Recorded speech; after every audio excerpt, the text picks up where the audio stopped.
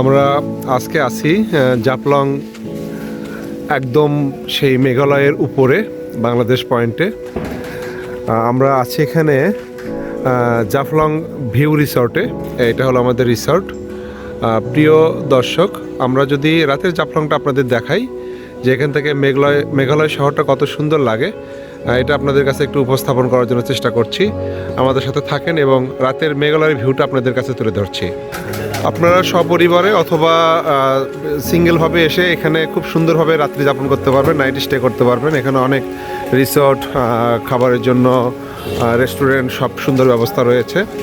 আমি যদি আপনাদের একটু দেখাই, এখানে একটা রিসর্ট আছে, জয়ন্তা ভ্যালি রিসর্ট।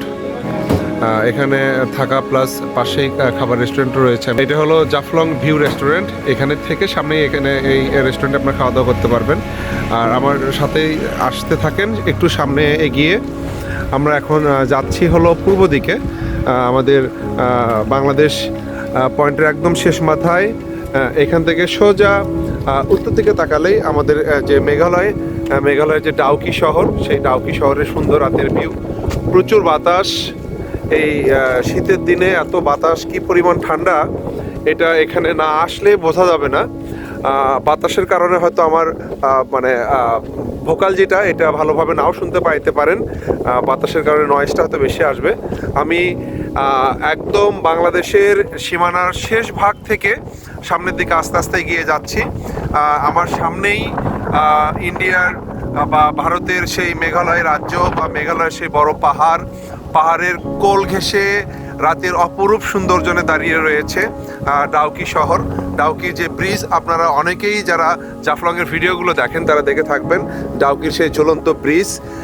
আর এই স্পটটা হচ্ছে ঠিক ঝুলন্ত ব্রিজের একটু পাশেই ডাউকি যে শহরটা, ডাউকির শহরের সেই রাতের সুন্দর মনোমুগ্ধকর রাতের বাতিগুলো জ্বলছে।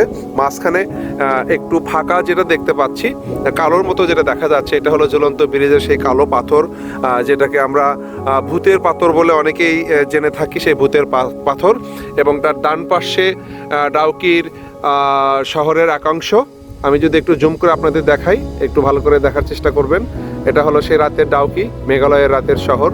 অনেক সুন্দর, মনোমুগ্ধকর। ক্যামেরাতে কতটুকু আসতেছে আমি জানি না, তবে এইটা স্বচক্ষে বাংলাদেশ পয়েন্ট থেকে না দেখলে এটার সৌন্দর্য এটা অবলোকন করা সম্ভব নয়।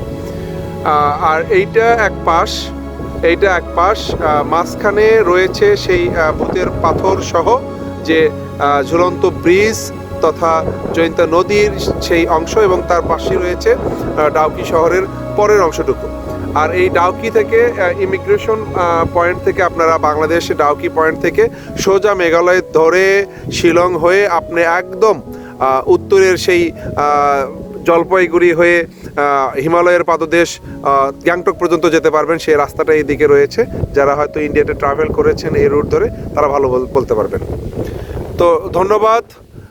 রাতের জাফলং থেকে সেই ডাউকির অপরূপ সৌন্দর্য শহরটাকে অবলোকন করার জন্য, দেখার জন্য, এতক্ষণ ভিডিওটা মনোযোগ সহকারে দেখার জন্য আপনাদের অসংখ্য ধন্যবাদ জানিয়ে রাতের এই অপরূপ সৌন্দর্য থেকে আমি বিদায় নিচ্ছি। ভালো থাকবেন, সুন্দর থাকবেন। আল্লাহ হাফেজ।